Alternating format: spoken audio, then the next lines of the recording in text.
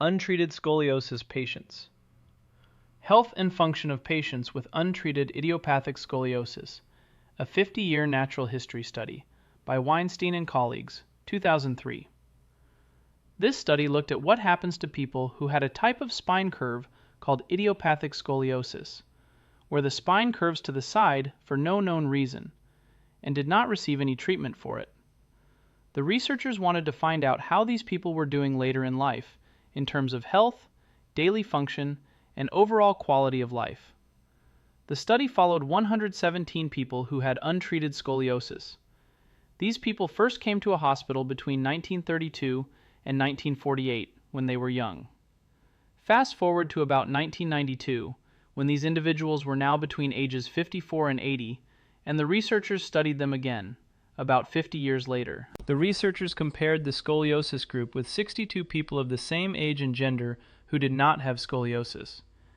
This comparison helped the researchers see whether scoliosis caused extra problems later in life. What the researchers looked at. The study checked many important aspects of health to understand how people with untreated scoliosis were doing after 50 years. These included mortality. Did these people die earlier or live normal lifespans? Back pain. How much pain did they have? Breathing problems. Were they short of breath? General function. Could they perform everyday tasks? Depression and body image. How did they feel emotionally about themselves and their appearance? Key findings. The study's results may surprise you. Most people with untreated scoliosis were doing quite well. Mortality. The study did not report a higher death rate for people with scoliosis. They were able to survive as long as the people without scoliosis. Back pain. Among those with scoliosis, 66 of 109 people, about 61%, reported having chronic back pain. In the group without scoliosis, 22 of 62, about 35%, reported back pain.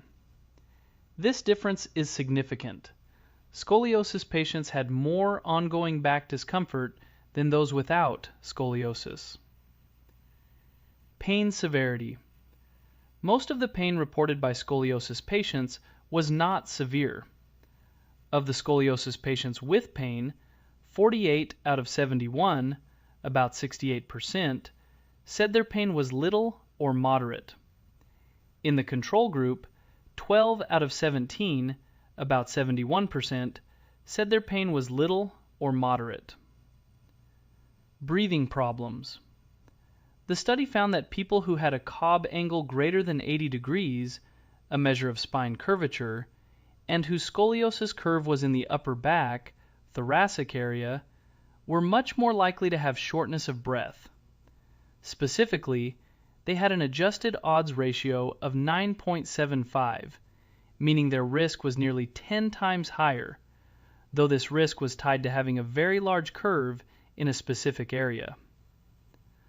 Overall function and life. Despite more frequent back pain, people with untreated scoliosis stayed productive and functional in their daily lives. Many continued working, staying active, and living independently. The main issues they experienced were pain and cosmetic concerns, not severe physical limitations. Here are the key takeaways, broken down in simple terms. Untreated scoliosis often does not stop people from living long, active lives. Most people with mild to moderate curves can still function well later in life. Back pain is more common, but usually it's only mild or moderate, not enough to significantly affect daily life. Very large and upper back curves can lead to breathing problems, so those cases may need closer medical attention. Overall, scoliosis mostly affects people's appearance or causes discomfort, rather than causing major disability in most cases. Why this study is important. Real-world insight over time. This study gives a rare and valuable look at what happens when scoliosis is left untreated for decades. Most research focuses on short-term outcomes after treatment. Helpful for decision-making. Knowing that many people with scoliosis remain functional without treatment can help doctors and families decide when to treat scoliosis aggressively and when it might be safe to watch and wait. Focus on high-risk patients. Since significant breathing issues only showed up in those with very large curves in the upper spine, it's important to identify these cases early to consider possible treatment. Quality of life matters. Even though scoliosis patients may have more back pain or cosmetic concerns, many still feel emotionally well and remain independent. That's good news for people managing mild cases. Putting it all together. Imagine someone diagnosed with moderate scoliosis in their youth who never got treatment. This study follows such people for 50 years.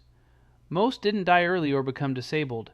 They had a bit more back pain than people without scoliosis, but usually it wasn't too bad. Only a few, those with really big upper back curves, struggled with breathing issues. Otherwise, they worked, stayed active, and carried on much like everyone else. In summary, untreated idiopathic scoliosis often doesn't cause major problems later in life. Back pain is more common, but usually mild or moderate. Breathing trouble tends to happen only in cases with very large upper back curves. Overall, many people with scoliosis remain healthy, capable, and functional at age 66 or older.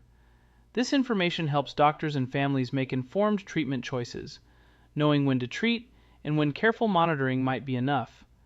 Untreated scoliosis patients.